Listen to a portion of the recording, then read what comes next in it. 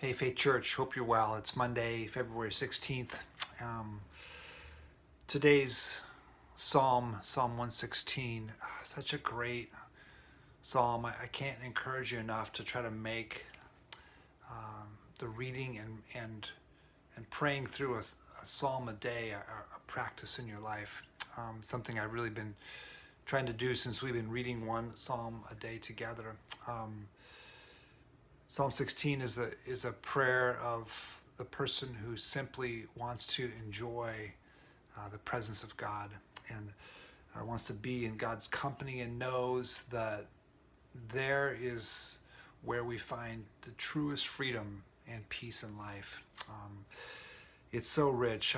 If you read this psalm and try to pray this psalm and those words are not true to you, you'll probably want them to be. That's kind of how I felt as I went through them this morning. And that's the gift of the Psalms. They give us a language for coming into God's presence. And this particular psalm is so rich.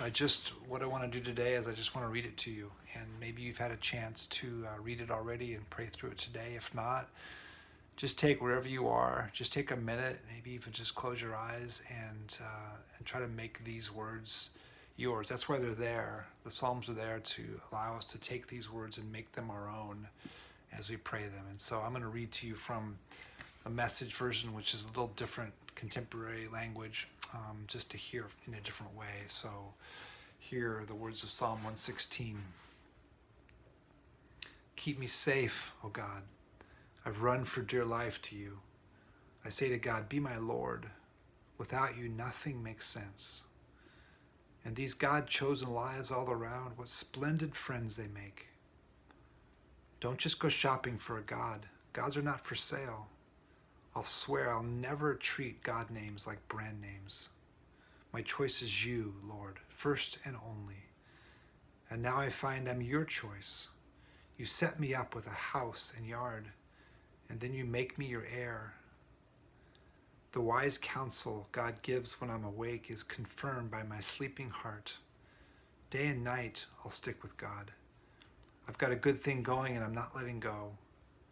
I'm happy from the inside out and from the outside in. I'm firmly formed. You canceled my ticket to hell.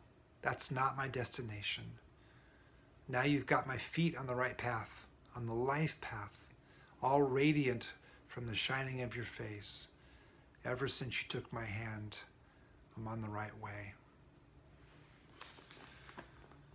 Just rich words, and I would encourage you to maybe take some time today. I know it's late in the day, but to read these perhaps before you go down, lay down to sleep tonight, and just to make these words your own and offer them to God. Let them kind of wash over you. Praying the Psalms is such a great practice for us to establish. Tomorrow morning we are doing our gathering for prayer every Tuesday morning at 7:30. I know it's not the ideal time for everybody, but if you can join us, we're going to pray Psalm 116 together for about half an hour, Psalm 7:30 to 8.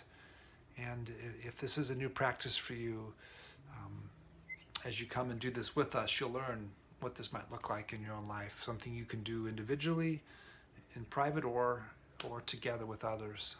Love to have you join us. It's been a really, really good way to begin Tuesday mornings for me and some others. Also in the email here, I linked just an overview to Revelation. Our readings are also in Revelation. Today it was Revelation 3, and it'll help put some context. Really encourage you to be reading through Revelation. We're preaching through it.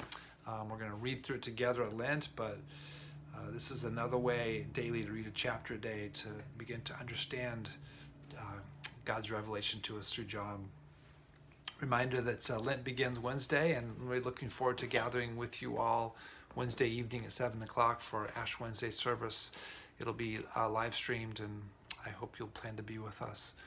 Wherever you are today, may you know the blessing of God as your Father, and the peace and grace of Christ, and the love and the unity and the fellowship of the Spirit. Peace.